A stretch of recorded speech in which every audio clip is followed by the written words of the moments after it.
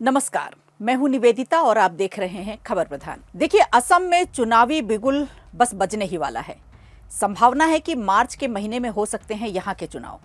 लेकिन इस बार लड़ाई सिर्फ सीटों तक सीमित नहीं होगी। ये चुनाव एक ऐसा इम्तिहान है जहां सत्ता, पहचान और राजनीति की दिशा दांव पर लगी है। एक तरफ मुख्यमंत्री हेमंत बिस्वा शर्मा हैं, हिंदुत्व और सख्त प्रशासन का चेहरा। दूसरी तरफ विपक्ष है जो बिखरा हुआ है लेकिन वापसी की जद्दोजहद में जुटा हुआ है। चर्चा असम की डेमोग्राफी की भी हो रही है। घुसपैठ के मुद्दे गर्म हैं, लेकिन इन सब के बीच एक ऐसी सियासी जंग छिपी है जिस पर कम ही बात हो रही है। हिंदुत्व बनाम अल्पसंख्यक राजनीति, गठबंधन बनाम अकेले लड़ाई और भविष्य की सत्ता का बड़ा टेस्ट। ऐसे में कई सवाल उठते हैं कि आखिर किन मुद्दों पर सियासी टकराव है। दरअसल असम में विधानसभा चुनाव नजदीक हैं और सियासी तस्वीर धीरे धीरे साफ होती जा रही है। एक तरफ भारतीय जनता पार्टी है जो घुसपैठ के मुद्दे, सख्त प्रशासन और हिंदुत्व की राजनीति के सहारे मैदान में है। दूसरी तरफ कांग्रेस है जो अल्पसंख्यक वोटों को एकजुट करने और नए नए गठबंधनों के जरिए वापसी की कोशिश कर रही है। लेकिन इस पूरी कहानी में सबसे बड़ा ट्विस्ट है कांग्रेस और AIUDF की दुश्मनी। सबसे पहले मौजूदा राजनीति के हालात समझते हैं। दरअसल असम विधानसभा में बीजेपी की स्थिति कांग्रेस से कहीं ज्यादा मजबूत है।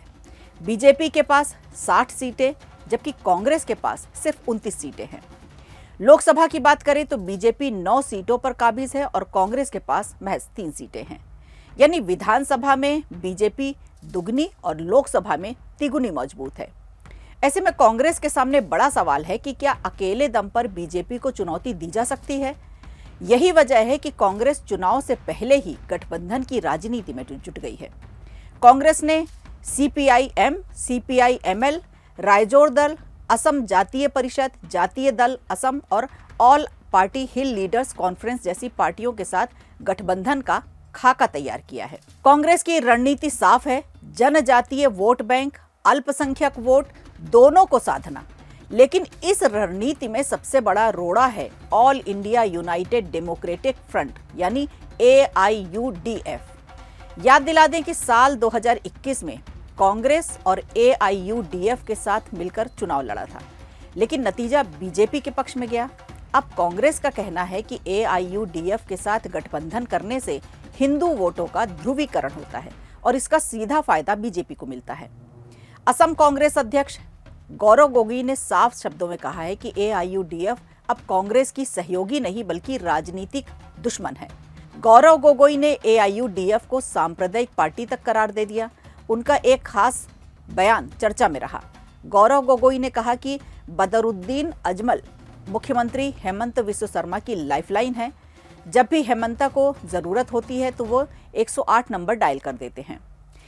इस बार अजमल अकेले काफी नहीं होंगे, इसलिए हेमंता ने असदुद्दीन ओवैसी को भी बुला लिया। यहाँ से कांग्रेस का बड़ा आरोप सामने आता है। कांग्रेस का कहना है कि AIUDF और AIMIM बीजेपी की B टीम की तरह काम करती है। इनकी मुस्लिम राजनीति से मुस्लिम वोटों का ध्रुवीकरण होता है और नतीजा ये कि हिंदू वोट बीजेपी के पक्ष में एकजुट हो जाते हैं। दूसरी तरफ AIUDF भी कांग्रेस पर हमलावर है। AIUDF के प्रमुख बदरुद्दीन अजमल का कहना है कि जिन इलाकों में बुलडोजर चला वहां कांग्रेस चुप रही। उनका आरोप है कि कांग्रेस सिर्फ बयानबाजी करती है, जमीन पर लड़ाई नहीं करती। अब सवाल उठता है कि कांग्रेस कितनी सीटों पर चुनाव लड़ना चाहती है।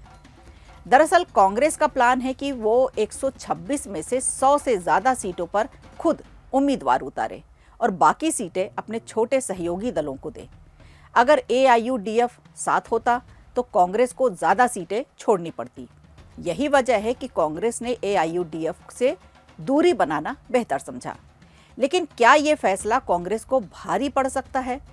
असम में मुसलमानों की आबादी करीब 34% है और AIUDF का इस वोट बैंक पर मजबूत असर रहा है।